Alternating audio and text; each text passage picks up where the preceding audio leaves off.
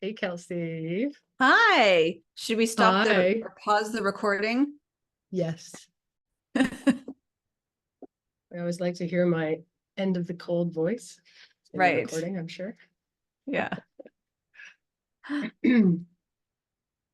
Welcome, ladies. Oh, this is great.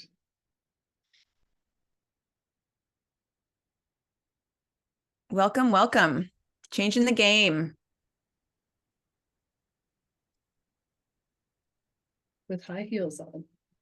Changing the game with high heels on. Yeah, I'm super excited to have you all here. We're going to talk about intuitive marketing, talk about SEO strategy with Steph. And I guess maybe, Steph, do you want to dive into introductions? Sure, What do sure, you sure. think? You Yeah, for ready? sure. I think, yeah, we do have a number of other people that are signed up and they might, hop in as they can. So yeah, my name is Steph. Along with my companion here, Catherine, who is my assistant at Clarity Web Design Studio. We're based in Nova Scotia. We are web designers and web accessibility advocates. And our whole thing is to come in and make websites for female founders that are functional and findable. So we want to do away with the industry standard that there is right now, where you build a thing and then it just goes into the weeds or into the dark corners of the web and never gets seen again. And the work that we do is all about making sure that your unique voice is shining through online so that your ideal people can find you. So when Kelsey was launching her new thing, it seemed like the perfect fit. So Kelsey, I'll turn that over to you. Yay. And I just have to say, Tanya Porter, oh my gosh, I'm so excited to see you.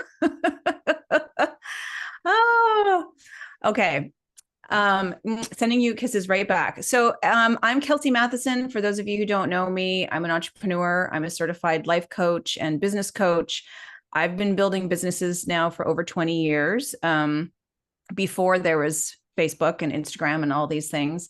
I'm originally from Canada, so you might hear a little Canadian in my voice, but there's a lot of Canadians in the house right now, which I love. But I live in New York with my family now. We've been here for 8 years.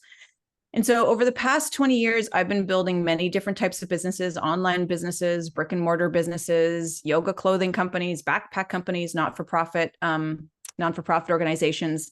But my focus now is mainly on my resort in Costa Rica called Anamaya Resort. It's based in Montezuma, Costa Rica, and my coaching practice, where my whole focus is helping women entrepreneurs making more money by doing what it is that they love. So make more money by doing what you love. And so as an entrepreneur, in the space for 20 years, I've experienced the struggles of trying to stand out in a very noisy market. And there weren't a lot of female mentors or role models that I could look up to as I was learning to grow my businesses. And so I love the work that Steph is doing.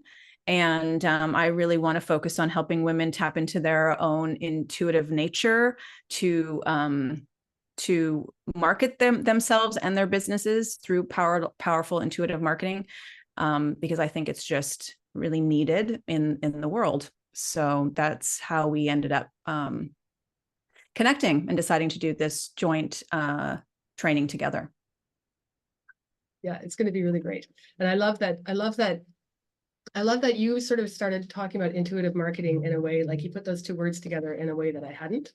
And so you're the language that you're using, from what I've seen, around how to help people to connect to that messaging that is really authentic and genuine is perfect, because the way that women run their businesses and the way that we create these relationships with our clients is so different from the traditional thing. And we've been saying for a long time now in Clarity Web Design, we've been saying that women business owners are going to spearhead the shift in the industry towards a better internet for everyone, for a whole pile of reasons. But this intuitive marketing angle is a really great way to sort of look at how the whole thing can change. Yeah. Yeah. I think that there are more women entrepreneurs stepping into, the entrepreneurial space, and a majority of our audiences are women. Yes. Right. So we're women entrepreneurs, but if you look at majority of the women that I work with, their audiences are also women. So we have to connect with them in a way that only we can connect with. And, and I'm going to talk a little bit more about this, but traditional marketing is by men for men. And, and then we're told you have to market your business this way, but then it just doesn't feel right. And then you think, well, okay, there's something wrong with me. And, we get all the mind drama starts, and you're like, okay, well, I must not be good at this. And, we're our own worst enemies. And then it spirals, and it's like, no, wait a minute, this isn't the case. This isn't the case. So I'm excited about this topic. And I'm so glad that all your ladies are here today. And those of you who are watching the replay, welcome, welcome. Absolutely. All right. Well, should we dive in? Yes, I forgot to set a timer. So I think I'm assuming we're on track. I think so. Catherine, would you mind setting a little timer? I don't know if Kelsey needs it. I know I will. I'll keep track. Yeah. Thank you. Okay. Amazing. Well, I guess I'll dive in, and we're going to talk a bit about entrepreneurship. Sorry. Go ahead. Sorry. Can you unpin me, Catherine? I don't need to be pinned while Kelsey's doing her. Yes, I'll do that. Thank you. Oh, yeah. Awesome. Okay. So as I said, I've been, an entrepreneur for a long time. And I just think that marketing these days is more just than just tactics. I think it's about connecting with your audience on a deeper, more authentic level as women. And so I'm going to walk you through exactly how to use some intuitive marketing techniques, and connecting with your audience on a deeper level to not only attract the right clients, but also make sure that when they find you, you are speaking their language like nobody else, right? Like they know that your solution is exactly what they've been looking for, whether you're just starting out or you've been at this for a long time and maybe you're ready to scale, regardless of where you're at in terms of the stage of your business growth. I think that you can use these strategies and implement them immediately. So one thing I will say, and maybe a little housekeeping that Steph, that you and I maybe we could have added off the top, is like, to get the most out of this masterclass, please stick with us to the end. Turn off your distractions. By signing up, this is time that you're investing in. It's a free training. You're not investing money, but you are investing your time, which, arguably is a lot more valuable. So just make a decision to make the most out of it and just allow yourself to be present, to ensure that it will be worth your time. So I'm going to share my screen, and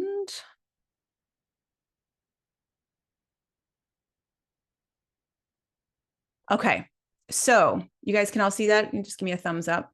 Okay, perfect. Yay. So I'm excited to talk about, why traditional marketing methods often fall short. That my portion of this is really about discovering your ideal, client with intuitive marketing. And I want to talk about why traditional marketing methods often fall short, especially for women entrepreneurs. So a lot of you might have heard the term bro marketing.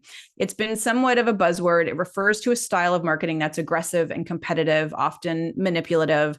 Like think of scarcity tactics or in-your-face strategies that, pressure people into making decisions fast, right?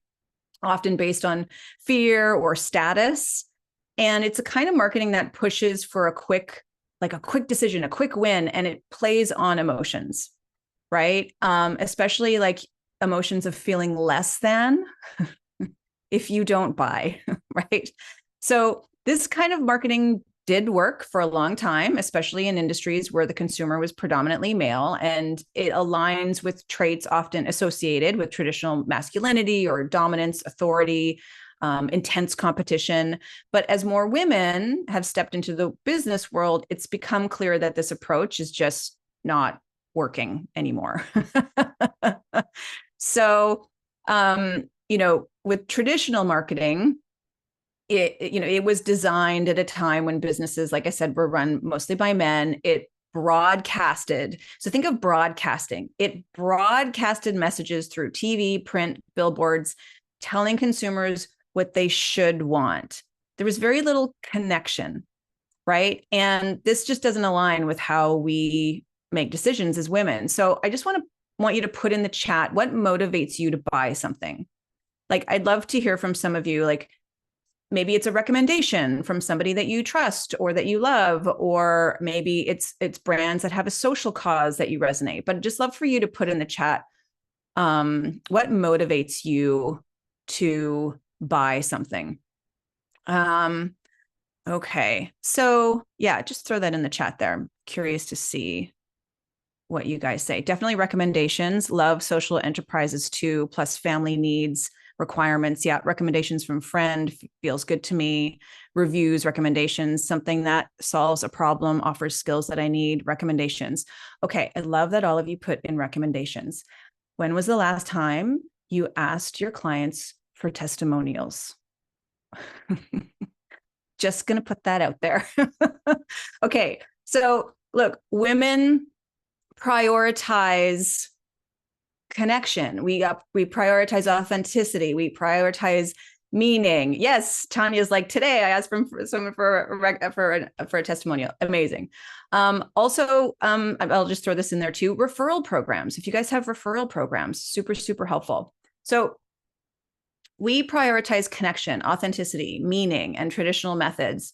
Or I should say, we don't prioritize traditional methods. What happens is traditional methods will fall flat for us, right? Like they fail to offer the relational depth that we're looking for. So traditional marketing will fall short, especially for women, but as I mentioned, but also for our audiences, because typically, and I'm generalizing a little bit, but typically women entrepreneurs have women as an audience. So why women need marketing for women? Women are also more likely to consider how their decisions impact their community and family, which I know some of you mentioned in the chat. Women reinvest up to 90% of their income back into their families and their communities, compared to 30 to 40% for men. Crazy, right? So women will put 90% of their income back into their families and their communities, right? And so it emphasizes the long-term social and economic benefits of their choices. This is also for me why I want more women to be making more money doing what they love, right? Yeah, and our income is lower than men's, right? So women want a sense of authenticity and alignment, which bro marketing tactics don't deliver. This is why we need marketing by women for women. And when we see marketing that really speaks to our values and our challenges and our emotional needs, it really does land differently. It does feel personal. It does feel intentional, and it feels aligned, which I think is important. So this brings me to intuitive marketing. So unlike traditional kind of formulaic, that broadcasting approach, intuitive marketing is about tapping into your gut, like your instincts, and understanding what your audience truly needs. It's not about pressure. It's about empathy, right? And creating a message that feels authentic. You'll probably hear me say the words authentic and connection a whole bunch of times, but it's so, so important, right? So, and again, this is about creating a message that feels authentic to not only your client, but also to you, right? It's about listening. It's about creating trust. And I believe that women naturally have a strong sense of intuition. And this is why I see it working. I see this working all the time with my clients, both in personal and professional settings. So then all of a sudden we apply that to marketing, and it really resonates, right? It's a game changer. So I also want to talk a little bit about why this is incredibly important for us right now. So Who has felt, you can put like a me in the chat, but who has felt like things have been hard this year? Like capital HARD, hard. Yeah. Right. Put a me in. Yeah. So me, chat, Steph's like me. Yeah. Tanya's like me. It's been hard. So let's talk about, yeah, everyone. Yeah. Dana's like me, Kim. So let's talk about the current market. After the pandemic, we transitioned into a seller's market. People had money. They wanted to spend it. So there was a high demand. And if you were selling something, people wanted to buy. But in a buyer's market, usually supply will exceed demand, meaning there's a lot to choose from. So what happens is buyers become more particular of where they spend their money, right? They're very, like, they want to know who and where they're spending their money. So we've been in a buyer's market throughout 2023 and 2024. Plus, we're dealing with higher interest rates right now. We're dealing with inflation, and this is an election year in the US. And that has reduced consumer spending. So in this environment, focusing on intuitive marketing and SEO, as Steph's going to talk about, is crucial. So I just want to congratulate you for being on this call, because, and I highly, just recommend that you take notes and you stay till the end, because like, good on you for taking, this training on like marketing and SEO. It might not sound very sexy, but it's so important right now. So we're, let me see where I am. Just want to make sure that how's my timer? Okay. So yay. I'm so glad you're here. Okay. So I've been talking about some practical stuff, but I want to get into a little more woo, if everyone is willing. I love the woo. So if you're folding laundry or you're listening to this while you're multitasking, just kind of come back to us if you can. And I'm just going to stop my share for a second. So I want you to just get yourself comfortable. I'm going to ask you to close your mind, your mind, close your eyes. Don't close your mind. Open your mind, close your eyes. Okay. So I want you to just close your eyes and just take a couple deep breaths in through your nose and just exhale out of your mouth with a sigh. Make sure you're muted. I think everyone is. Just get grounded. Inhale through the nose. And exhale out of your mouth. Release some tension. Just let go of your to-do lists. Let go of whatever's not serving you in this minute, in this moment, at this time. And just know that you'll get to everything you need to get to, but at this moment, you're here with us. I want you can open your eyes if you like. I want you to rub your hands together like this, just to create some energy between them. Just get the energy flowing.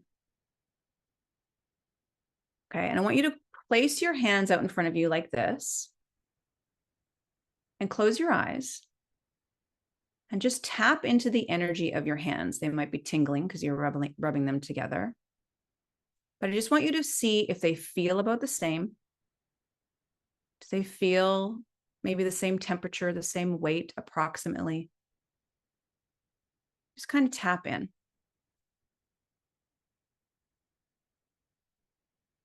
How are your hands feeling in this moment? Now, keep your hands where they are, but I want you to open your eyes. And it doesn't matter which hand, but I want you to look at one hand, look at the palm, look at your fingers, maybe look at your, little wrinkles in your hand. And as you're looking at your hand, I want you to say out loud 5 times, happiness, happiness, happiness, happiness, happiness. Okay. I want you guys to look at the hand, say it out loud 5 times. Okay. Then you're going to look at the other hand, look at the fingers, look at your palm, look at the little wrinkles in this hand. Out loud, don't worry, you're muted. Out loud, you're going to say anger, anger, anger, anger, anger 5 times. Okay, now keep your hands where they are, out in front of you. I want you to close your eyes again, and I want you to tap into the energy of your hands. What's different between them? Is the temperature the same or different? Do they feel different in terms of weight? Just tap into how they feel. And when you're ready, you can just rub them together. You can say disintegrate. You can say neutral. And I want you to tap into the chat what you experienced.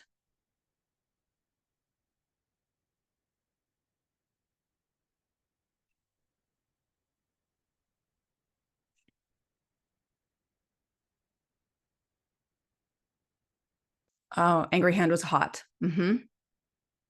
Left hand was heavier, the anger hand. My anger hand felt heavier than my happy hand. Happiness hand lighter, anger hand, yeah, denser, heavier. Happiness was more tingly. I love that word. So just disintegrate it, neutralize it, rub it again. Crazy, right? Now I want you to put your hands back out, make sure they kind of feel, neutral again. Take a couple more deep breaths. And I want you to look at one hand and imagine a big, beautiful apple, round, bright, maybe it's red, maybe it's green, that's totally up to you. But imagine this big, juicy, beautiful apple just in one of your hands. Keep looking at the one hand that the apple is in. Get as many details as you can. Look at the stem, the skin of the apple. Just imagine it in your hand. As many details. Maybe you can even smell it. Just imagine that beautiful apple in your hand that you're holding. Maybe your mouth's starting to water. And now close your eyes and feel the difference between your hands now. What do you feel? How are they different from each other? Just check in and get curious about how the apple hand feels to, the other one.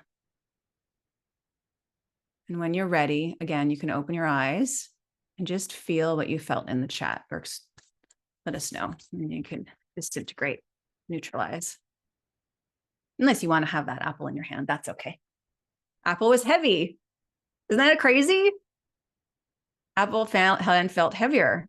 Yeah, rounder, vital, heavier. Yeah, when I always do it, I feel like my apple hand is in, like left hand, that it feels like my left hand is like 3 inches below, but then when I open my eyes, they're the same, right? Apple felt heavier.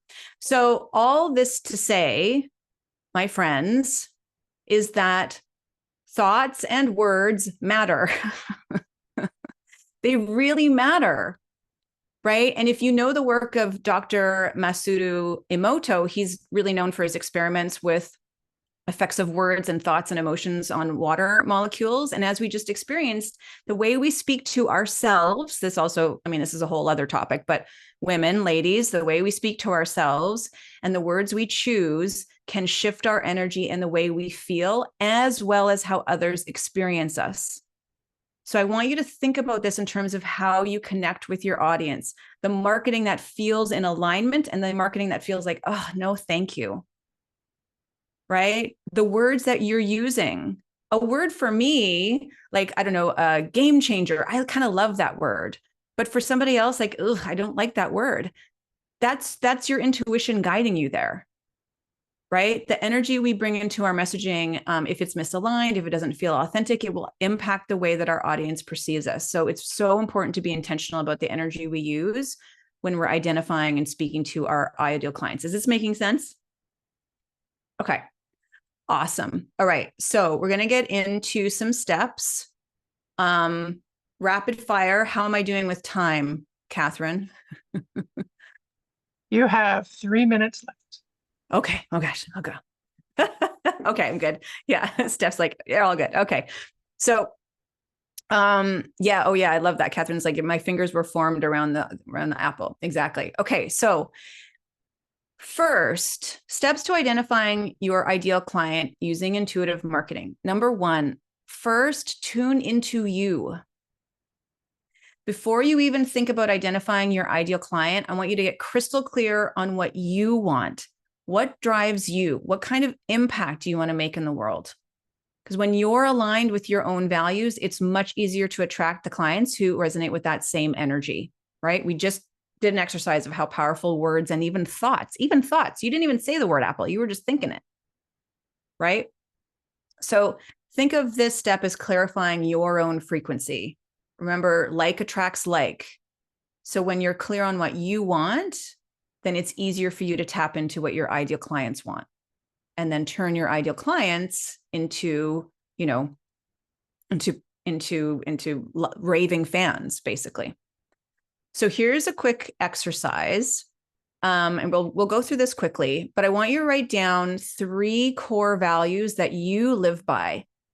You don't really have to overthink them too much, but like some examples could be integrity, mindfulness, sustainability, balance, creativity, connection.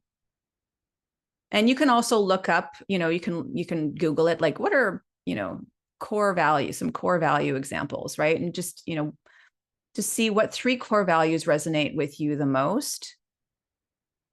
Now, do you feel that these values are incorporated, like, let's say, into your website, into your social media, into your messaging? And after this invite, after this training, I invite you to maybe do a little messaging audit, like, and see if those values are kind of, incorporated. I'm sure Steph will talk about that too, but are incorporated into the content that you have out there. And then the next is I want you to reflect on the results that you want to create for your clients. What does the transformation look like? And get super specific. Okay. Once you're clear on this, it'll be easier to move on to identifying your ideal client, because you'll know what your core values are. And remember, like attracts like. And then you'll know what the transformation looks like that only you can provide. Okay. So next, step 2 is empathy mapping. So some of you might have heard about this before. I kind of tweak my empathy map a bit. In intuitive marketing, it's essential to kind of go beyond, surface level needs and connect with your clients on a deeper, more emotional level. So I've created this empathy map, which helps you see the world really through your client's perspective. And mine's a little different than some of them that you'll see out there, but you want to look at, what do your clients see?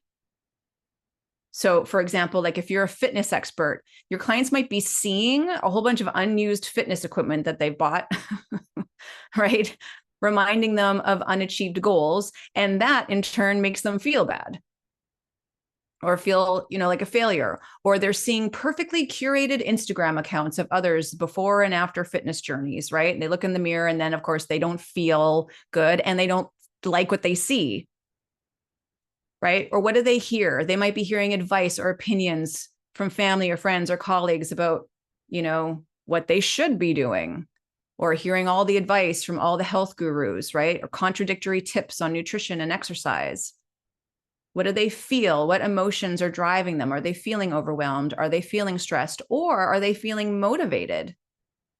Right? Maybe they're feeling overwhelmed and insecure, but there's some hope because they're looking for a solution. And then what are they thinking?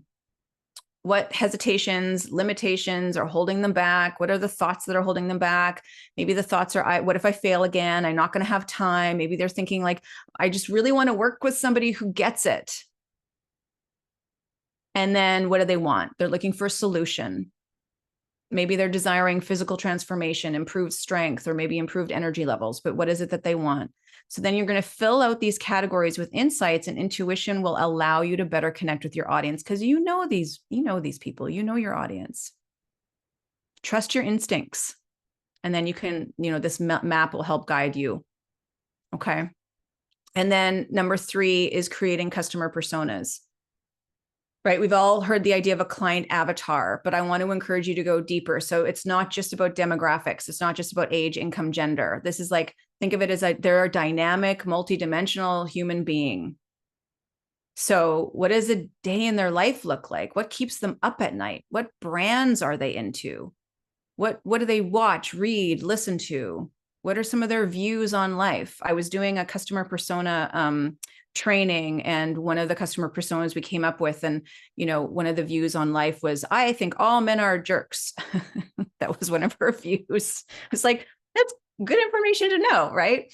And then also what motivates them to seek out your products. So speaking of that, I do have a customer persona training that I did. I walked through my members of my intuitive marketing membership through, where we went deep into demographics and psychographics and all that. So I'm going to share, everyone who registered for this training, I'm going to share a link to that training so you guys can go through and do your customer personas. It's so much fun. And there's there's exercises, but there's like a little kind of a meditation component to it as well. So you can really tap into those. Yeah, Tanya, I think you'll love it. It's really great. So I'm going to share the link for that to really tap into your customer personas. And then number 4 is to, I already did that. Sorry. That's basically the 3 or the step number 3, creating the customer personas. And then number 4 is use intuition to guide your messaging. So this is where intuitive marketing shines. You've identified your ideal client, you've done the empathy map, you've detailed customer personas. Now you can use your intuition to craft your messaging that like really resonates, right? So listen to your gut before sending out an email or publishing a social post. Ask yourself, does this feel authentic to me? Right? Speak their language. If you've mapped out their fears and their desires and their emotions, make sure your messaging speaks directly to them. Like use phrases that they would naturally use or connect with. Meet them where they're at, not where you want them to go or not where there will be after the results. Like you have to meet them where they're at right now and use that language. I can see Steph nodding. Right? And then storytelling, share stories, your own stories, your client stories, case studies. Stories are powerful because they evoke emotion, but they create connection. Like we can see each other and, in these stories. Right. My intuitive marketing membership, we actually just did a challenge. Kathy, you were a part of that, where we were really focused on creating storytelling content to powerfully connect with our audience. It was really, really cool. All right. And then step number 5 is to trust the process. It's an ongoing process of testing, refining, patience, right? And not just to your audience, but with yourself. I know when we're so hard on ourselves, right? So just, craft some social media posts, some emails using the empathy map and just touch base. Like, does this feel true to who I am? Does it feel like I'm speaking directly to my ideal person? Right? Like, how does this resonate with me? And then over time, this approach you will naturally attract clients that are aligned and need exactly what you have to offer. Okay. I know that was a lot. That was like rapid fire hosing, all the things. But, if you have any questions, make sure to write them down, because Steph and I will do a Q&A after she goes through her SEO portion of the training. So write down your questions if you have any. And then, like I said, I have that free training on creating powerful customer personas. I'll make sure to share that link with you. I also have a very special deal to share with you, but I'm going to do that later, which I'm super excited about. But first, Steph Sedgwick will now share more about how to integrate authentic messaging. And I know I threw kind of a lot at you about authentic messaging, but she's going to share how to integrate that into your SEO strategy. So that was fantastic. Thank you very much, Kelsey. That was super fun. I loved Yay. I loved it. I love the okay, so there were a couple of things you said that I thought were really awesome. In particular, especially for the SEO portion of today's event. Yeah. This whole thing around customer personas, people feel like that's a really artificial thing to do. Yeah. But what Kelsey was saying about like make it like a dynamic, multidimensional person, it's so key, because it really helps. Like it's actually part of what we do. We do a little messaging workshop before we start a new website project with people, because it really helps, because even businesses that have been around for a while, things change, the way people talk about things change. Sometimes their clients have changed and they haven't really kept up, right? And so that customer persona is sort of like, it's just like you said, where you're like adding in all of those really significant details, because it helps you to keep that person in your mind.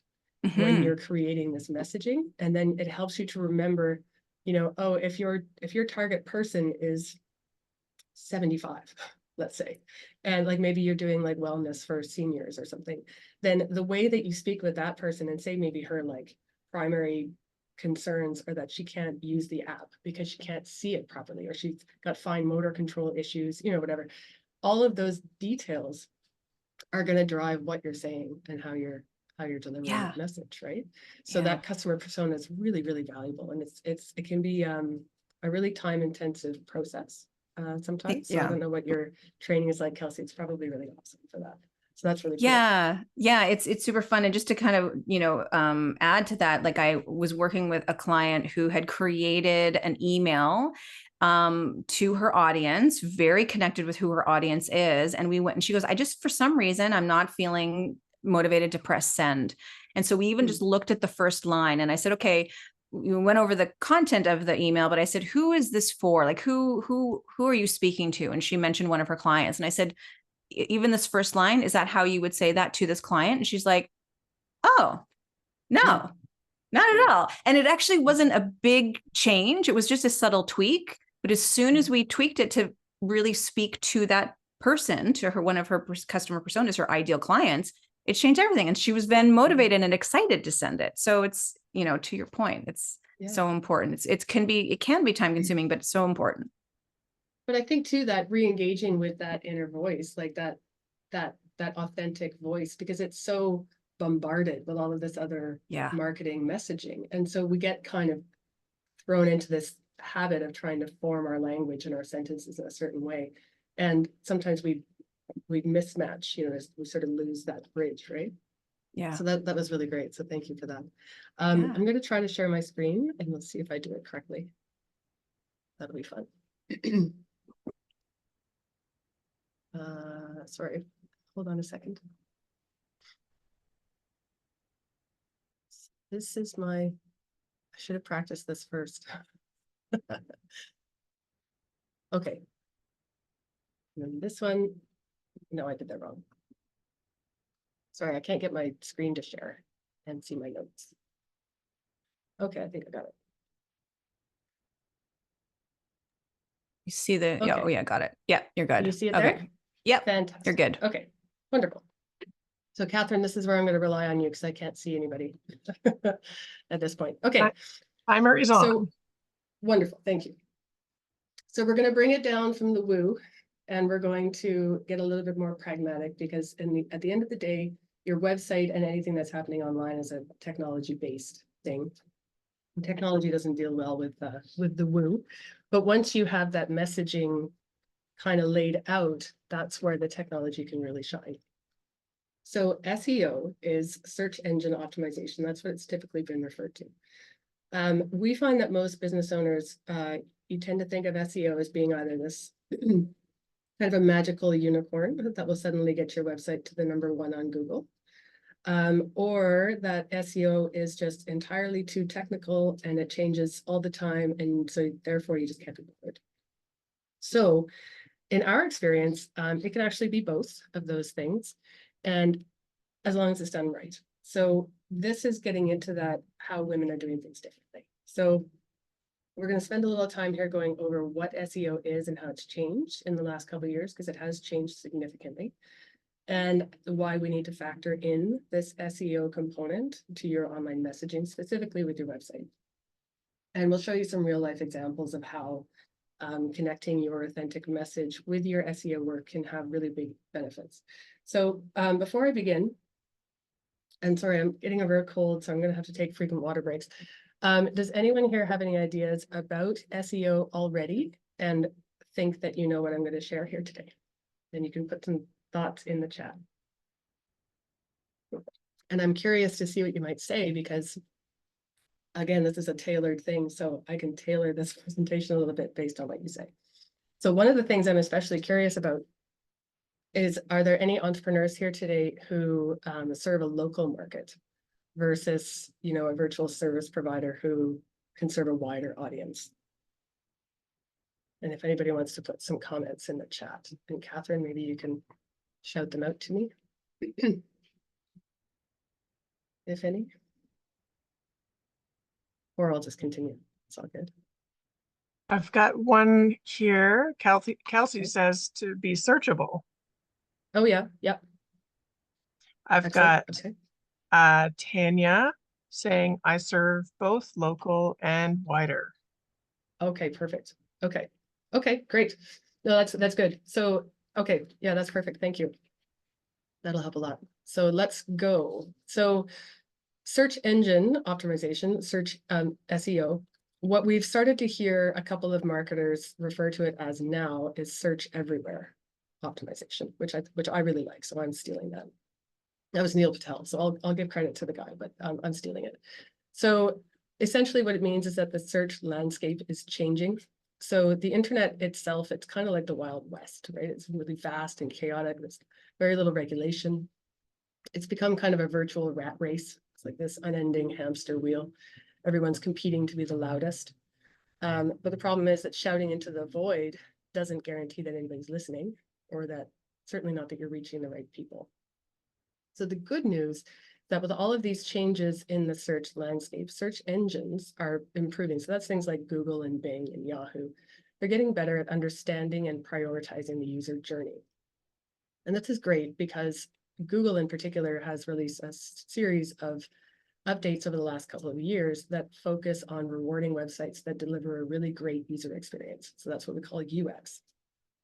And by providing a really great UX, it means you're making it easier for your users to find helpful and relevant content. That's what Google wants to do. It wants to provide relevant, useful answers to the questions that people are asking. So your user journey is all about how your potential client, your ideal client, finds you and engages with you. So in order to understand their journey, you need to know how and where they're searching online. So you can add this into that customer persona piece that Kelsey was talking about, right?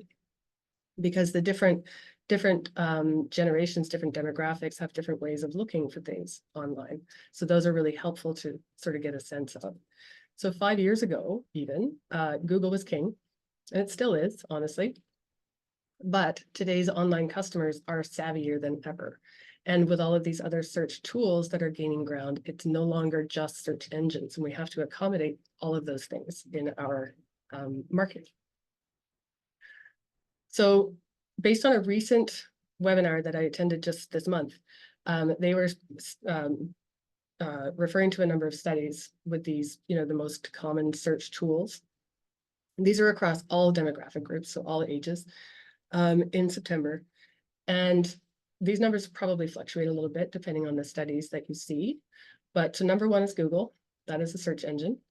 Number two is actually YouTube, which is not a search engine, but it's owned by Google, which is sort of funny because Google is king.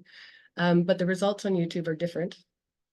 But it's also interesting because YouTube results will show up on a Google search. So that's kind of fun. And then number three is Facebook, which is owned by Meta, which also owns Instagram. So these are sort of your big three. Other ones, depending on where your market is, there's TikTok. A number of Gen Z and millennials use TikTok these days. Instagram, of course. And then things like AI in chatbots, Google Gemini, these AI overviews are starting to, be added to the mix. Pinterest. And this probably doesn't apply to the folks here today, but Amazon, for people who are looking for specific products, something like 56% of consumers actually start their searches on Amazon. They don't even start with Google or Facebook or whatever the other ones. So things have changed a lot is the point. And so the good thing is that, yes, Google rules, yes, Google is the king, but we don't want you to write for Google. I say that, but what I also want you to do is to use their guidelines because they are really, really, really keen on this relevance and high quality content. So if you use those guidelines when you're writing your messaging that is specific to your customers, then you will be providing that unique, high quality, relevant content. And those things will apply on any one of those search tools. So it benefits all of those places. So that's really good. And at the end of the day, not the end of the day, but Google's they have 4 main factors that they use to evaluate your content. And they call it EEAT. We're not going to get into that here too much, but it's about your experience, your expertise, your authoritativeness, and your trustworthiness. So of those four things, it really comes down to building that trust and relationship with your client, right? So if you can tap into that unique language and you're speaking directly to your client, that can help to create that relationship that everybody's looking for. So the thing about SEO, whether it's search everywhere or search engine, is there are essentially there's three fundamental pieces of it. So one is this on-page SEO, and that's where you hear people talking about keywords, keyword optimization. There's a lot of factors involved in doing that properly. There's a lot of different ways that you can do it. But again, it's that using that authentic language can be really, really helpful. And also matching up your user search intent. And that again is going back to that customer persona. If you know what they're looking for and why they're looking for it in the first place, that can really help you to make sure that your website is providing that answer in that framework. And then content quality, again, is really key. Mobile friendliness. This is something that we still see, even though responsive web design has been a thing for like 10 years, we still see websites that are not mobile friendly. One of Google's recent releases or recent updates was all about mobile first. So if your website is not mobile friendly, even if you have the stats to show that, most of your people are coming at it from a desktop, that doesn't mean that nobody's trying to use it on a mobile. So you have to be mobile friendly. So this on-page SEO, and headings and tags, and that's all about organizing your content for like really clear and logical structure. So all of these things play into the user experience, which again, the search engines reward websites that provide a good UX, right? So these are really key pieces. And then the second part is the technical piece. And this is something that you probably won't see. It's more the behind the scenes stuff, but it is the stuff that you're experiencing when you visit a website. And maybe you probably see the speed if it's too slow, or you might notice if it's not secure. You're certainly going to notice if it's not mobile friendly if you're on your mobile device. But you see how this mobile friendly is on this list too, because that's how important it is. So it's really, really key that these things are all sort of taken into account. Again, this is the more technical stuff. And then there's a third type of SEO, which is off-page stuff, which is about backlinking. We don't do that. So we're not going to spend much time on that. It does have an impact on your search engine rankings, but you don't need it to have a really big bang for your buck. So this is a real life example. This is Debbie. Debbie is a divorce coach and a registered social worker. So what we did was we came into Debbie's website, and normally when we rebuild a site and we go through all of the SEO for it, we usually end up changing what it looks like. It's just sort of part of the process. In Debbie's case, she actually wanted it to look exactly the same, which was super funny. So we rebuilt it on a cleaner and more logical framework and then did our SEO. And now Debbie has been doing the work that she does for, I think, 25 years. She's been doing it a long time. She knows exactly who her clients are, right? They are typically women. They're ages 45 to 60-ish. And so she knows exactly who they are and how to speak to them. And she's also regulated by her industry and what the kind of things that she can say online. So she can't rely on, public reviews, because that's not allowed with social work. So there's a lot of limitations that we had to work around with this website and with the messaging. So before our work together, you can see here, she would get about 77 visits per month to her website, because this is where the woo has to meet the data. So we do have analytics, right, to track these things. So after we relaunched her site, her organic search, so this is people looking for her services specifically. They're not looking for her name or her business name. They're looking for her services. So that number has gone up to 409, which is a massive improvement. And we think a big part of this is because it's now mobile friendly. The data that we have shows that there were about 45 people visiting her website before from a mobile device, or trying to visit, I should say. So 45 out of 409 is not significant. However, those 45 people would have been frustrated. It would have been they would have bounced off immediately, right? Because they just couldn't use the website. So this alone is not a ton of data. It doesn't give you a lot of context to draw any real conclusions, but you can see how this kind of data does help you to make decisions around your web design and what you're putting on there. And then we have another one. This is one of our favorite, because this one is really a really real example for a small business. So she has no content strategy. She doesn't go on social media because she hates it. She only needs, I think, something like 10 clients per year. So, you know, 1 to 2 contracts signed per month, you know, would be ideal. So she's a really unique, really niche service provider. She's doing art appraisals, fine art appraisals. And she has a 1-page website. So we have really limited real estate that we can optimize, you know, with any search engine optimization or keywords or, you know, whatever the strategies. So with all of that, she has no blog, there's no ads, she doesn't do anything. She went from 1 visit per month, literally, on her old website to 17. And these are not huge numbers, right? Like the before or the after, they're not huge. But she only needs, you know, 10 or 11 or 12 people to sign to work with her per year. So the chances of her getting those signatures, getting those inquiries even, you can see is so much higher. And like, this is the actual math, like it's 1,600%. I can't even say that to people, you know, when we're talking about, like, it just sounds like a joke, but that's, so, I mean, I could tell you it's a 1,600% improvement, or I can say now she gets 17, you know, potential people visiting her website per month.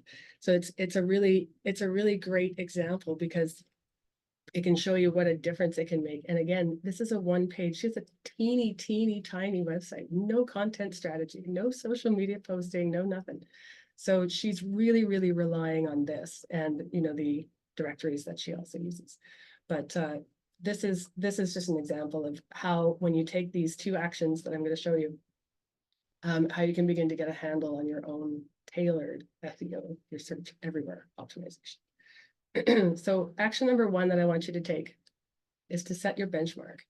So I don't know, the folks that are here today, I don't know if you have analytics already set up. I'm assuming that you have websites. If you're here, that's a big assumption. So that could be wrong. But if you have a website now and you don't have analytics, you need to get some.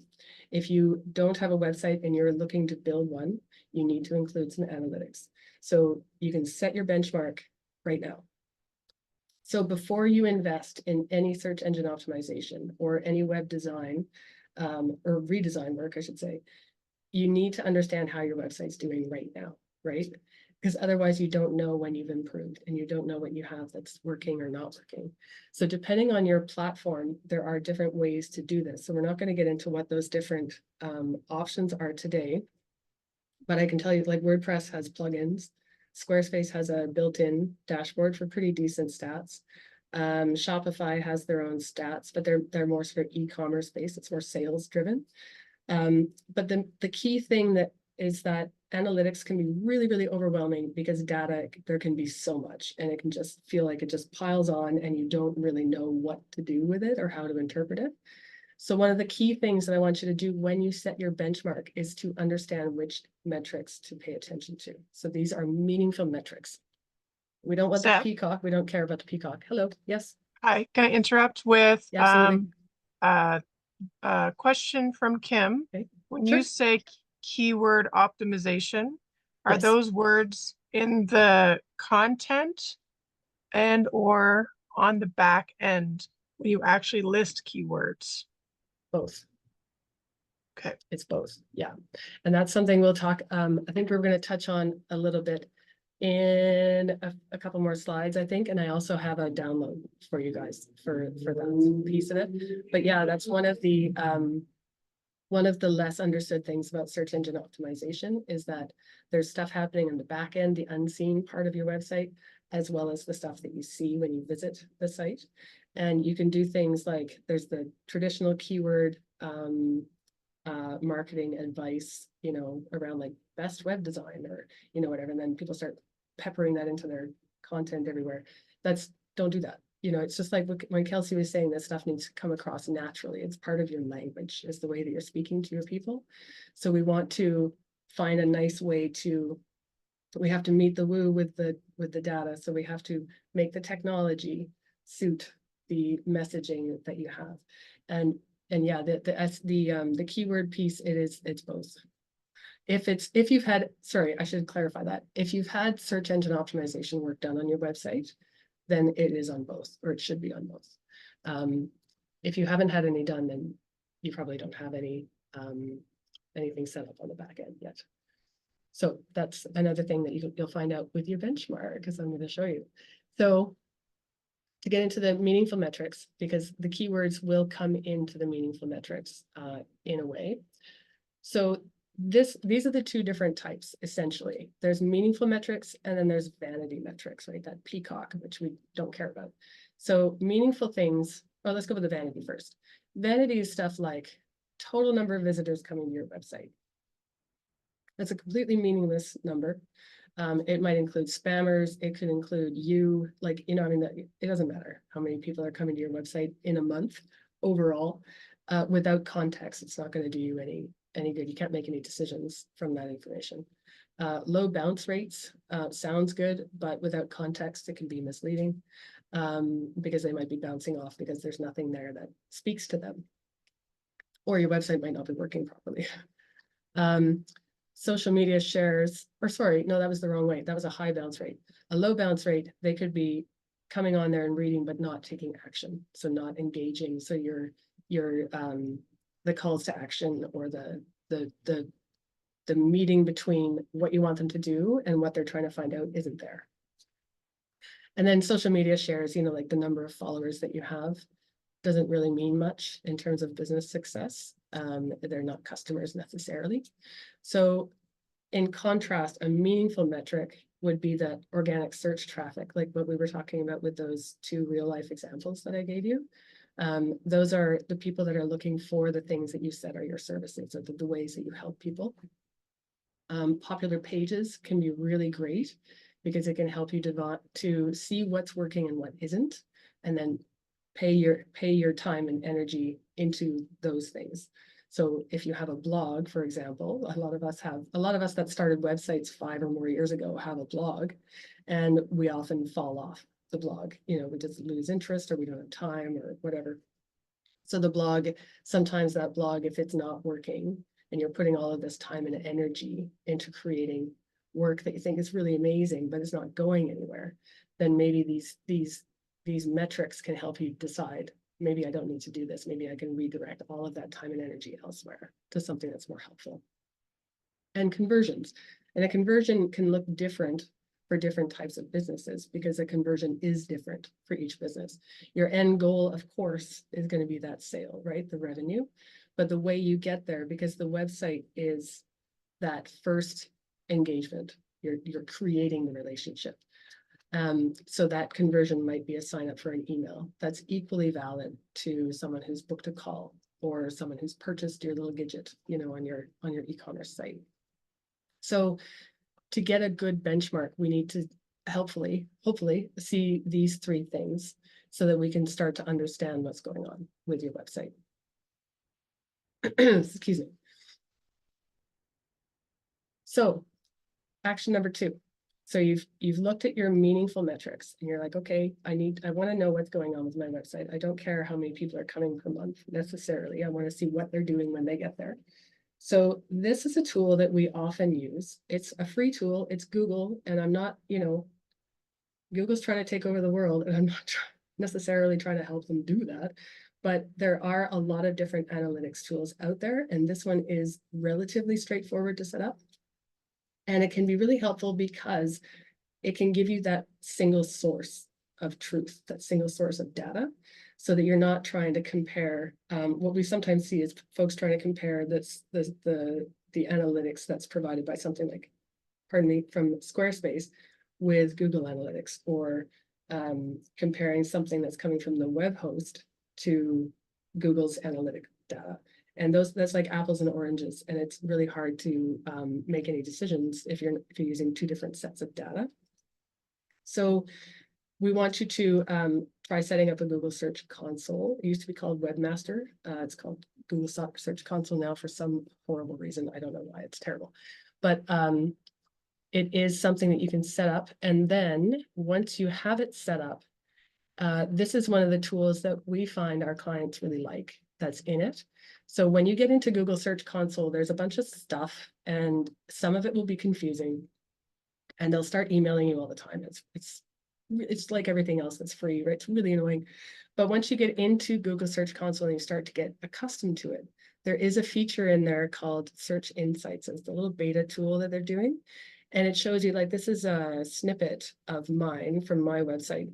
And it shows you, like, it says exactly how many people are searching, you know, it says how many direct links, and then I can't scroll down on this because it's just a screenshot, but it shows you little, like, those little bits of those meaningful metrics that I was telling you about. So this can be a really helpful way. It's not the only way you can do this, but it is easier than Google Analytics, which is a massively overwhelming tool for most folks if you're not familiar with it already. And it can be a good way to get that benchmark if you don't have something already built into your website. Pardon me. Excuse me. So that was kind of a lot, and I know I try to keep it simple. Excuse me. And I didn't get into the keyword optimization. I thought I had another slide here. I have 2 giveaways, little guides to give you guys at the end of this. Pardon me. And one of them is for that local SEO optimization piece. It's a guide that's specifically for local businesses, which, Kelsey, you might find that helpful with your yoga retreat, possibly. And then the other one is around creating that content strategy and to try to start to see where the keywords that's all right. It's going to be Kelsey's turn in a second. To see how those keywords can show up both on the website and on the back end, so that you can see where those things are and how to monitor them. And that's it for me. I'm going to pause and have some water. Excuse me. Catherine, if there's any questions, I'd be happy to hear them. I don't have any questions just now, but I just put a link to the giveaways you were speaking of in the chat. Fantastic, thank you. Those will go out in the email as well after we're all done here.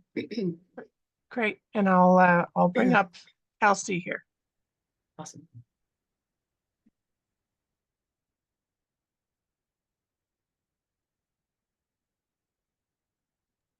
Hello.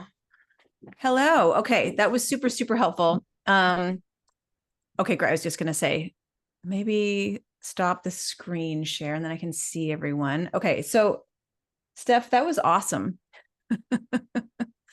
You're still muted. It's okay, Steph, the screen is off. Oh yeah, you stopped. Oh, she was wondering if the screen share. So helpful. Yeah, you did. You did. It's all good. Thank you. Yeah. Okay, so I'm going to also drop the free training for creating your customer personas. I'll drop that in the chat. Like Steph said, that will be in the follow-up email sequences as well.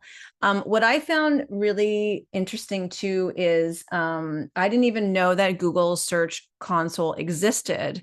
And Google Analytics is like something like, you know, my business partners or my VAs or my team will look at, because my brain just does not have the capacity to take it in. So I love the Google Search Console idea or option for us, even to set a benchmark. Because when you were saying to set a benchmark, I'm on Kajabi, for example. And I was like, I don't even know what Kajabi Analytics is, like, you know. And it's funny because I talk a lot with my clients about know your numbers, right? How many people are coming onto your, like, let's say signing up to your lead magnet. And then of those people, how many people are booking calls or, you know, taking up you on your offer? And then how many people are purchasing? Like, those are numbers. They're super, super important for us to look at. But then getting into the analytics always makes me go into overwhelm. Yeah, absolutely. And I totally get that, because it's data, and it's, you know, it's kind of like math for some people, right? You know, they just kind of zone it. I'm like that with insurance. You start talking to me about insurance, I was well, don't care. But what's interesting is the other part that I didn't say during that presentation was the meaningful metrics thing. It is super key, especially if you're working with someone who's doing some search engine optimization work with you, right? Right. Otherwise, I mean, there's like performance metrics and sort of more general kind of how the website is doing for your people. But then there's also the intentional strategy of why you have the website in the first place. So Right. that's not the same for everybody. So that part of that, you know, that bro marketing wisdom was that, you know, you start a business, oh, you need a website. Oh, you need a website. Now what? Oh, now you gotta have a blog. Oh, you gotta have a blog. And then, you know, you go and you do the blog and then you do all this other stuff because somebody told you that you needed to do that. That doesn't mean that that's something that's going to drive value to your customer. Because at the end of the day, the whole reason we have this website, yes, it's to drive sales and interest in our businesses, but it's because we're trying to serve our customers, that ideal client, right?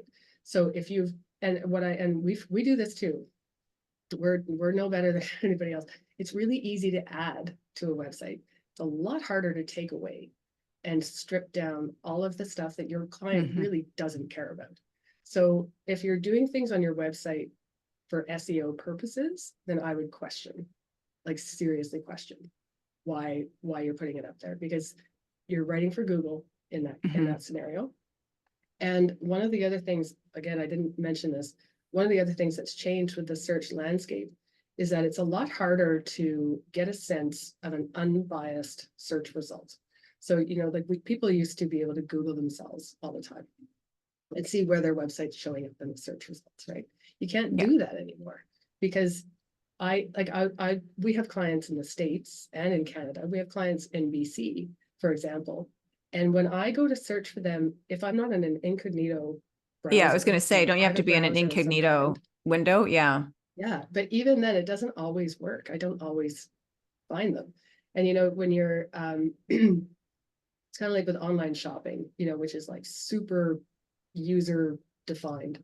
And so you have these websites that will show like related products. You know, you add something and then there's going to be that banner, you know, saying, oh, you might also be interested in blah, blah, blah. The shop owner typically doesn't have any control over that section. We used to, but nowadays those related product sections are based on the user. So so it's going to be different. So the stuff that Kelsey sees when she goes shopping versus what I see when I go shopping are going to be completely different things. And it's the same with these search results. You know, they are biased and you can't really get around that. So this idea of not writing for Google and instead writing for your ideal client and providing value to them. You know, when you said, Kelsey, about taking a step back, what did you say? It was about listen to your gut and ask yourself if it feels authentic to you. It's the same with websites. I wouldn't go so far as to say, you know, does this bring joy? And do like that Marie Kondo approach. Yeah.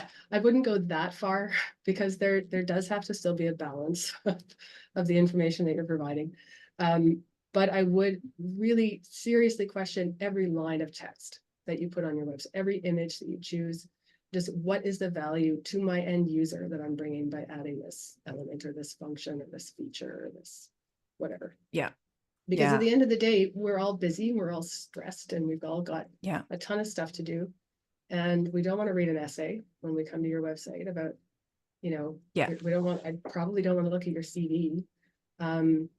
No, and like to your point, we're using our mobiles more and more. So we're in scroll mode on our phones, right? Yeah. And if we're not, and if we're not finding things, it's interesting too, because it comes back to the intention behind how you're using your website, like as the business owner. So if your business website is something that you send out to people when you have a launch or you have you know, something whatever coming up, or if it's like to validate your professional brand, it's used a little bit differently than a website that is actively driving sales, like incoming sales for people that are brand new to you. So it's a little bit of a different approach. And those, you know, those conversions are going to be a little bit different. So So it does come down to that. It's meeting both what you need, but really also considering what your user needs. And that's going to change over time. Right. So anybody have any questions, please put them in the chat, whether it's for me or for Steph. But I wanted to ask something, Steph. You and I talked a little bit about this briefly in terms of like search engine, search engine versus social media versus, and it was interesting because when you said Amazon, people will technically go to Amazon to search. I was like, oh yeah, I do that all the time. And then I also know, that like, let's say, Gen X will go to Google, where maybe millennials are more likely to actually search on platforms like on IG or, Pinterest or YouTube or whatnot. They'll kind of search for people or for products within the platforms less than, than Google. But I was taught, and, maybe this is outdated and maybe it was accurate at one point, but like, even though YouTube and Pinterest aren't technically a search engine, they're used more as search engines. And I know that TikTok has been really competing to become more of a search engine. But that Facebook and Instagram are more social media platforms. Can you talk a little bit about like all of that and the difference and how we can utilize it as business owners? Like, doesn't matter what they're called or what they're labeled as, or like, but as a business owner, these are all opportunities and potential tools that we could be using depending on the audience that we're trying to, and we're not necessarily all on all of them, but I just love to get your perspective on that. Yeah. Well, I'm not a social media person. First, I should just preface anything I'm going to say about social media. It's a love-hate relationship, and I'm there mainly because I'm there, and I feel like I can't get away with it now. My understanding with the social platforms specifically is that if you're going to market on those platforms, regardless of which ones you're choosing, it actually comes back, and I don't think any of us are doing this, but it comes back to doing your research on what people are looking for on those platforms specifically. So one of the giveaway things that I have for you guys includes some research tools around, like, like when you look up something on a search engine and you want to find like related topics or, that sort of thing. My understanding, and again, I'm not a social media person, you can look at my social media, you'll know right away I'm not doing this, is that you can do similar research on those platforms and create content that is going to try to reach your people there specifically. I don't know about that. I don't really do that. The caveat with that is that I really strongly feel that if you are creating content that is speaking directly to your person, then all of the rest of that stuff kind of washes away. Yeah. And if you know that ideal client and you have that customer persona, you might have 2 or 3 personas, for those different pain points or different issues or different buying, wherever they are on the purchase process. If you know what those things are and you can speak to those things, that will come through. Yeah. Yeah. And we do talk about that in my intuitive marketing membership. We do talk about where do your people spend time? Like, and that goes into the dynamics of like, there's demographics, but there's also psychographics. So they're like, where are they spending their time? What are they reading? What are they watching? What are they listening to? And, what social media platforms are they on? And so I think that's, that's important. I work with a couple of authors. And so Amazon, talking about Amazon as a search engine, Amazon is huge for them, right? For me, not so much. Yeah, it's interesting, but it's the thing you need to match up in there as well is the search intent. Like if someone's researching like something about Stephanie Sedgwick knows what she's talking about, where it's web design. If that was like the search phrase, you're not going to go to Amazon to look that up, because you're going to Amazon because you know you have a pretty good idea that you're going to buy something, and it's going to be something that Amazon, you're looking to see what it's going to be, right? On Amazon, you're not really going to answer a question there necessarily. Yeah, that's Whereas right. I feel like service providers like us, the search intent that our people have when they're going on any of those search tools is to answer a question. It's typically a longer question, you know. Like we don't spend any time with our marketing efforts. We're not trying to hit that best web designer, you know, kind of that sort of keyword. We're not interested in that. We're interested in more this, it's called a long tail keyword. And it's my little giveaway thing talks a little bit about that, but it's trying to identify what that, it's more of a niche thing because it's getting closer to what people are actually looking for. Yeah, I love that, the search intent. Yeah. So, you know, we'll dive into some questions, but I would just love to hear from everyone. What is your biggest takeaway from today? Like what's really landing with you? Just put that in the chat. What is your biggest takeaway so far from today? And then we'll dive into some questions. While people are writing, why don't I ask one of the more popular questions we get is, how could a small business with limited resources prioritize their SEO? Yeah, it's such a good question. It's a really hard question to answer because there's a fair amount of knowledge that you have to do it properly, and I would say the same thing about web design. You know, I would say the same thing about marketing and web design. There's a little bit of experimentation that you can do, and you can sort of, you know, DIY, you know, a fair bit.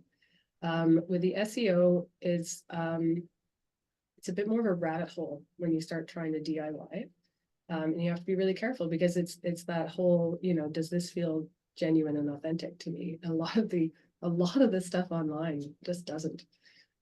So if it's something you want to take on, just you have to be prepared to do a little homework and do some experimenting for sure. The main thing that I would say with effectiveness is that what we come across a lot is people have this sometimes have this need to change what they say on their website really frequently. Like they'll come in and edit like words, you know, here and there from time to time. They'll just try to massage their message a little bit, like, oh, I just want to say it a little differently. And I totally get that, and that's cool. But there is that back end piece with the search engine optimization. And sometimes you go a little too big of a change and it doesn't match up anymore. So the SEO piece is what your code on your website is telling the search engine your website's about, right? So if those two things don't jive anymore, the search engine's going to be like, no, it's confusing. Don't know what's going on.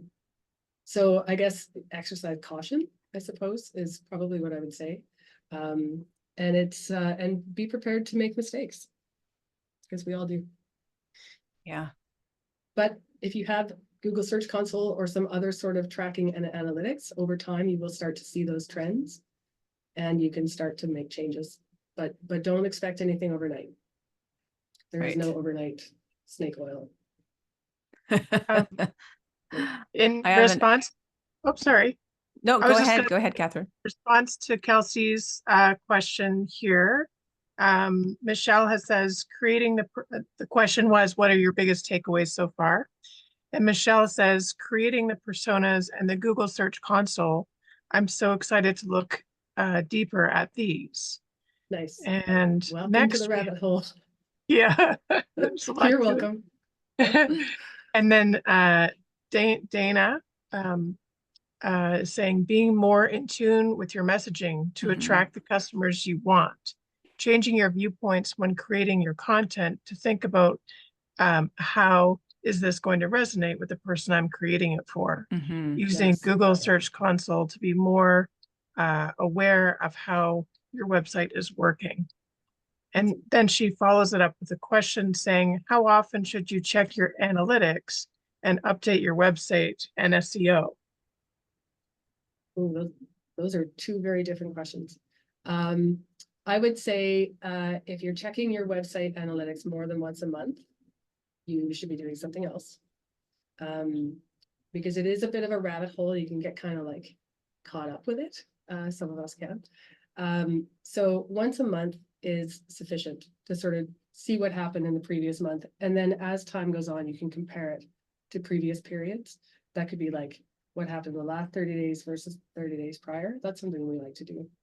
And sort of see if there's any trends. You can match up if you're really active with your website and you're doing like blogs or whatever, like you're publishing content on there, then you can see how those things are impacting, the traffic to your website. Otherwise, I would, once a month. And then over time, when you start doing those comparisons, it depends on your business, but you might have, like, if you do seasonal offers, you might want to say, maybe, oh, last year I launched the thing and it got this big spike here, but maybe I'd like to do it a little earlier this year, and you can start to make those sorts of decisions, but that's really it's over time.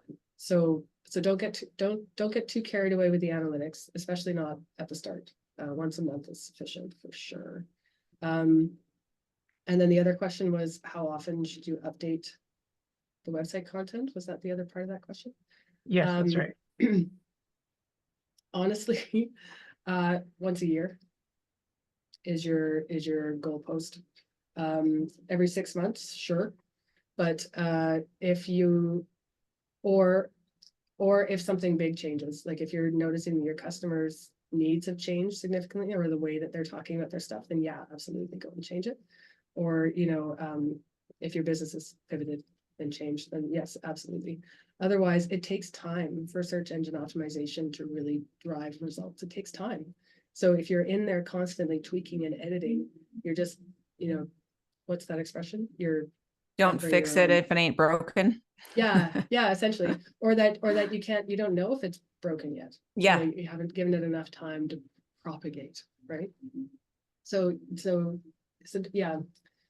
So I know there are, if you have like an SEO content strategy, it's going to be a little bit different. So if you're actively publishing content all the time and you're trying to, do a really proactive strategy to drive traffic, that's going to be a little bit different. But for most of us that have service businesses and the website is a little bit more evergreen, I would say once a month, check your stats and update, like take a look at your content.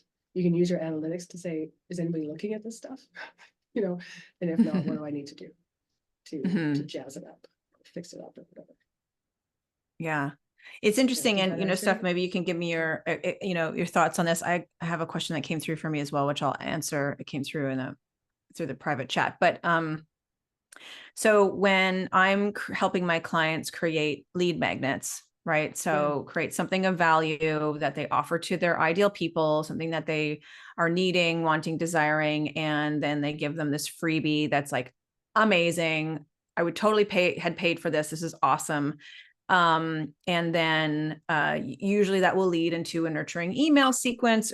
And then also like a call to action, whether that's to get on a consultation call or to, to work with you in some way, shape, or form. Mm-hmm. And sometimes we'll just go into the lead magnet analytics and that, whether it's MailChimp or Kajabi, and we'll just have a look and see, or WordPress, for example, how many people signed up to that lead magnet, and then how many people are continuing in the sequence, and then how many people, purchased or whatnot. But even within the sequence, so one of my clients, they're like, all these people signed up, but there was a very low percentage of people who actually clicked on the first email. So we looked at that. We're like, let's go and look at that. And I was like, the subject line doesn't necessarily match with what it is that they signed up for. It's a little more general. Yes. And so sometimes it's also like, we don't have to overhaul the whole thing either, right? Like when you're saying like update your website and the content on your website, sometimes it's just minor tweaks that can make, a profound difference. And so all it took was to change the subject line so people understood, oh, this is the thing that I signed up for. And then the click rate completely changed. So sometimes it's like just to allow yourselves those subtle little changes so that like, because you don't know necessarily what's broken and what's not. But we didn't change anything else in the email sequence because maybe once they get in, that email sequence is going to be amazing. Yeah, that's a good point. And actually, yeah, I think that's a better way of that's a better way of looking at it. With the website content, if the change that you make makes the website content more clear and more understandable, that's always a good thing. So Yeah. same like with the email subject line. Yep. If your change is more, if it's more in depth and you're changing, like say if a page is going from saying that you do a certain thing and then you change that thing, but your SEO hasn't changed as well. That's the sort Yeah. of the more the relevant sort of piece. But yeah, that clarity in the messaging takes practice and takes time. You're not going to hit it out of the park on the first try. It just doesn't work that way. We get better over time in our businesses, and again, you know, and our clients change, right? So Yeah. you know, Yeah. I mean, like this whole TikTok thing. Yeah. I resist. I'm not doing it. But I know some of my clients are on there, but Yeah. nope.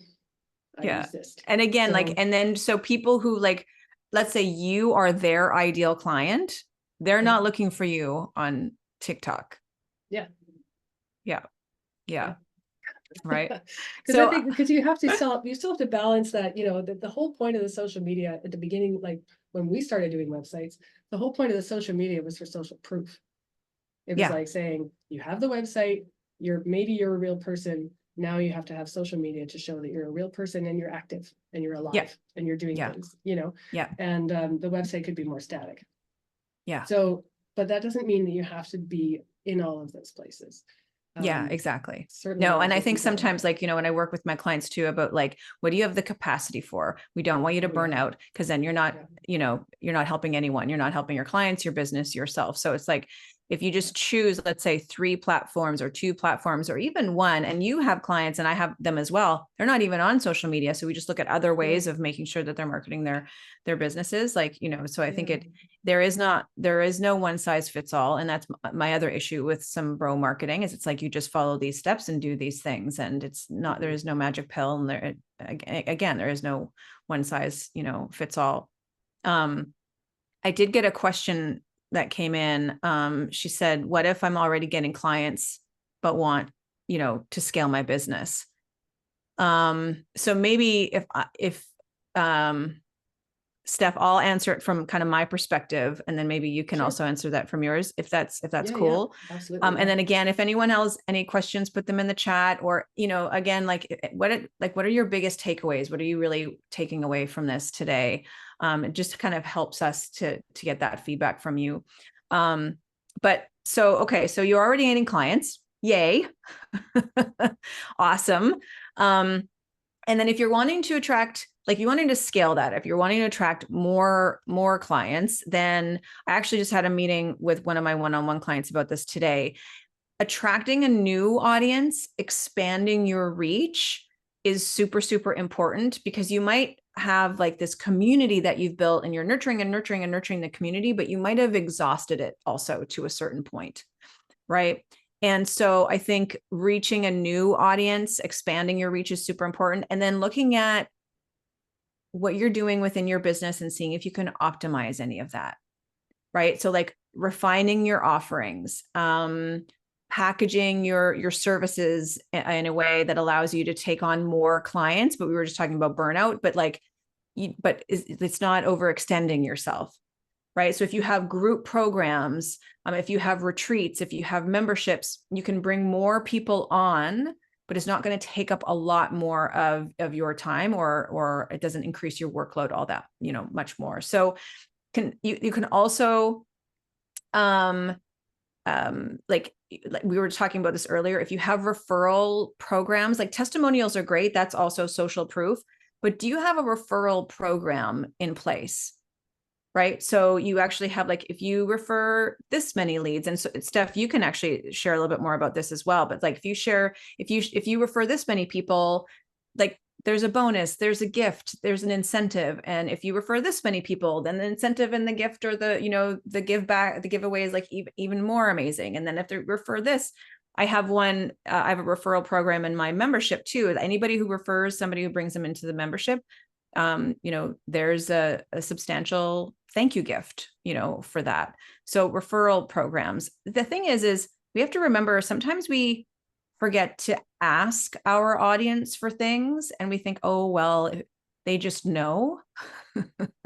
And they don't necessarily, like, until you say, hey, do you have anyone else you think that would be a great fit for this?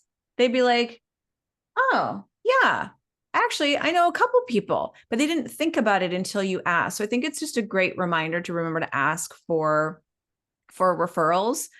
And then, you can look at deepening your relationships and enhancing your customer experience with the programs that you already have. Like, how can you take that to the next level? That always helps with retention, but also, again, referrals. And then I think automation, huge, right? We were talking about lead magnets. Do you have a lead magnet that you're sending out into the world? People are coming into your space. They're learning more about you. They love what you have to offer. They love your philosophy. They love everything about you. And then they become, paying clients and raving fans. If that's all automated, that takes it off of your plate. You have to do a little work initially to get that in place. But then it's automated, and then you just monitor it, right? And then delegation, ladies. Why is it so hard for us to delegate? It's so hard for us to hire out, to have other people, because, well, I know why it is. I mean, we get to a point where you're like, I've gotten my business here. I've done all the things to get to this place. And then it's like, I don't want to hand it over. It's like handing over, your baby. But if you're doing all the things and wearing all the hats, you only have a certain amount of capacity. We have to delegate. So, there's a few things in terms of, I think, what scaling actually looks like. And those are a little bit more generalized answers because I don't know exactly what your business is. But I think, like, there's a way to, we want to, then if you're ready, like, you're getting all the clients, but you want to scale, then it's really about expanding your reach. And there's a number of ways to do that. So hopefully that helps. Steph, do you have anything to offer?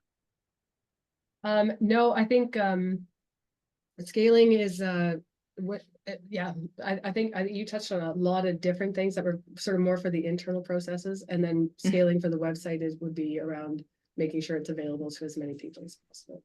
And that's where, things like doing our strategy session, or like a rejuvenation or whatever, like something to come in and just take a look at that sort of holistic point of view and sort of see where those barriers or things sort of might be. But other than that, I think we're past time. Yeah, we're at time. I just noticed that. Yeah. I think people are like, I gotta go. Yeah. So that was super fun. And I hope that everybody got a lot out of it. And that I really enjoyed this. Thank you, Kelsey. And thank you for everyone who was able to take time today. We really appreciate it. That was really great. Yeah. Thank you so much. We'll be following up with some emails, some bonuses, some fun things for you guys. And just thank you so much for being here and taking the time out. Yeah, that was fantastic. It's great to see everyone. Yeah. Thank you. Have a wonderful week, everybody. You too. Bye. Bye.